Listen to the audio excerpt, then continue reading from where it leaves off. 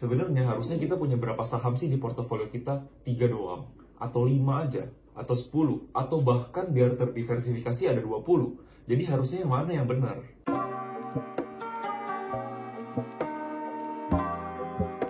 Halo teman-teman semua, gimana kabarnya? Semoga semua masih pada sehat dan cuan terus ya. Balik lagi sama gue Excel, dan di video kali ini gue bakal bahas tentang idealnya harusnya ada berapa sih saham yang ada di portofolio kita. Jadi tonton sampai habis ya. Kita mulai dari grafik ini. Ini namanya Markowitz Portfolio Theory. Teman-teman bisa lihat dari grafiknya ini, ada dua tanda panah. Yang ke atas adalah total portfolio risk atau total resiko dari portofolio. Dan yang ke kanan adalah total stocks atau jumlah emiten saham yang kita pegang.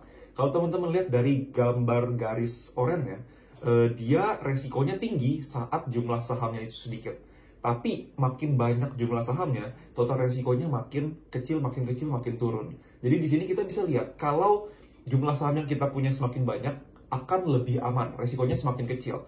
Tapi kalau jumlah sahamnya semakin sedikit, resikonya semakin tinggi. Nah, tapi di sini bukan tentang itu doang. Di sini juga teman-teman bisa lihat ada total risk. Total risk ini terdiri dari dua bagian, yaitu systematic risk dan unsystematic risk.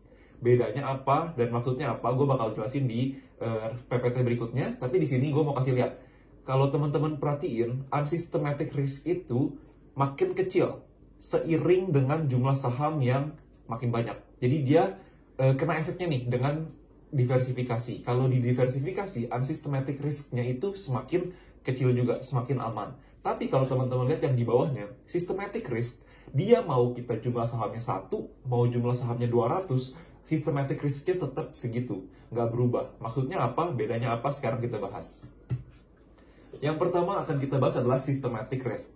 Jadi kalau teman-teman bisa lihat di sini ada 4 bagian. Yang pertama, herd mentality. Kalau artinya dari herd mentality adalah kebiasaan manusia. Kebiasaan manusia itu mentalnya adalah ikut-ikutan. Satu panic selling, semuanya panic selling. Satu panic buying, semua panic buying. Jadi ikut-ikutan. Tendensinya, kecenderungannya adalah manusia ikut-ikutan. Jadi di sini lumayan beresiko juga. Kalau ada satu kelompok yang panic sell, maka yang lain akan ikutan panic sell. Dan itu adalah termasuk di systematic risk. Adalah resiko-resiko yang memang nggak bisa dikecilin kalau dengan diversifikasi. Dia nggak ngefek.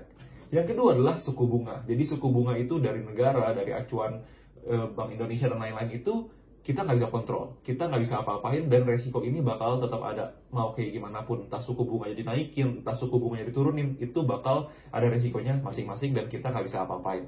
Nah, terus yang ketiga adalah inflasi. Teman-teman pasti udah tahu lah inflasi. Semakin lama kita hidup, barang-barang semakin mahal. Mungkin zaman dulu siomay harganya 500 perak, sekarang satu udah 5.000 dan lain-lain. Jadi itu adalah maksud dari inflasi. Gua nggak bakal jelasin terlalu dalam juga. Dan yang keempat adalah mata uang asing atau perubahan kurs mata uang. Jadi misalkan dolar naik, dolar turun, rupiah naik, rupiah turun, itu adalah juga resiko-resiko yang bisa ngefek ke saham-saham kita dan kita nggak bisa apa-apain resikonya. Jadi ini di luar kemampuan kita, di luar kontrol kita yang 4 ini. Jadi sebenarnya nggak usah terlalu dipusingin, yang bisa kita minimalisir adalah yang di bagian unsystematic risk. Nah, kita bahas sekarang. Unsystematic risk ini adalah resiko-resiko yang bisa mengecil seiring dengan diversifikasi. Jadi kalau kita diversifikasi aset kita atau portofolio kita, maka resiko dari systematic risk ini bisa mengecil, bisa diminimalisir. Terus maksudnya apa? Ada satu syarat dari unsystematic risk ini, yaitu korelasi aset mendekati 0. Jadi kalau teman-teman tahu, diversifikasi itu artinya teman-teman bagi saham teman-teman di beberapa saham, aset teman-teman di beberapa saham, tapi bukan berarti sahamnya itu boleh sama-sama sektornya. Misalkan teman-teman diversifikasi satu BCA, BRI, Mandiri, BNI. Kalau satu turun, kecenderungannya semuanya ikutan turun karena satu sektor. Dan biasanya satu sektor saham ini pergerakannya mirip-mirip. Jadi, maksud dari korelasi aset mendekati 0 adalah cari saham-saham yang hubungannya kecil. Jangan sampai satu naik, satu turun, semua turun. Kita cari yang bertolak belakang. Makanya korelasi asetnya itu harus mendekati 0. Contohnya gimana? Cari yang sektornya beda. Bisa sektor banking, bisa sektor teknologi, bisa sektor properti, bisa sektor mining, dan lain-lain. Itu dibagi-bagi. Jadi itu adalah salah satu syarat diversifikasi. Harus dibagi-bagi per sektornya. Jangan semuanya dibagi tapi dalam satu sektor. Itu sama aja. Nah, next. Jadi sebenarnya idealnya gimana? Apakah semakin banyak semakin aman? Jadi kita mendingan ya udah taruh aja di 20 saham, 30 saham, dan lain-lain. Atau harusnya gimana? Jadi sebenarnya idealnya berapa sih? Nah, next lagi. Jadi ada salah satu investor terkenal di dunia, namanya Peter Lynch. Peter Lynch ini pernah bilang, owning stocks is like having children. Don't get involved with more than you can handle. Artinya apa? Punya saham adalah seperti punya anak. Jangan berhubungan dengan lebih banyak dari yang lu bisa handle atau yang lu bisa kontrol. Anggapannya kalau lu kuat punya anak 2 doang, ya lu jangan punya anak lebih dari 2. Jangan lu punya anak 4 atau 6 anak, tapi 2 aja. Sama kayak juga di saham. Kalau lu kuatnya 2 saham, ya udah lu investasi di 2 saham aja. Nggak usah banyak-banyak. Nah, karena saham itu juga butuh perhatian, butuh attention. Jangan sampai kita cuma beli, kita nggak perhatiin, kita nggak peduliin, tiba-tiba udah jeblos aja. Terus kita rugi. Jadi harus diperhatiin juga.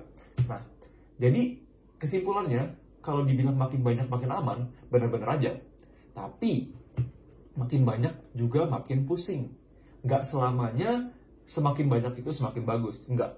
Karena kalau teman-teman tahu, yang tadi, Markowitz Portfolio Theory itu lebih sering dipakai buat perusahaan-perusahaan fund manager atau reksadana-reksadana dan lain-lain.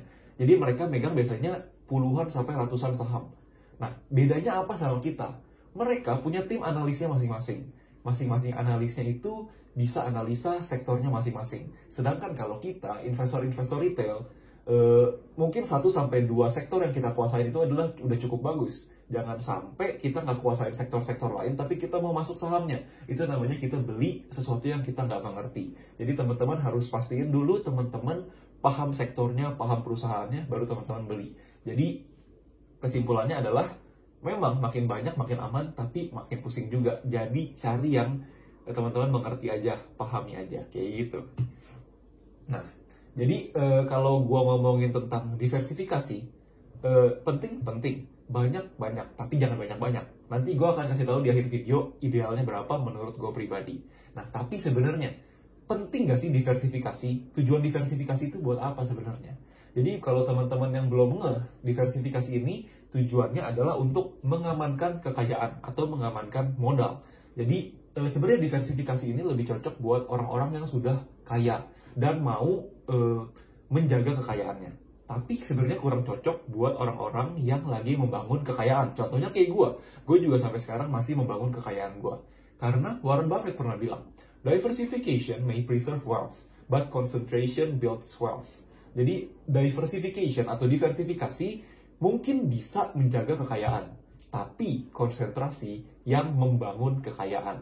Jadi kalau teman-teman mau banyakin kekayaan teman-teman, fokusnya adalah di konsentrasi. Konsentrasi maksudnya gimana? Teman-teman fokus di misalkan 2 saham.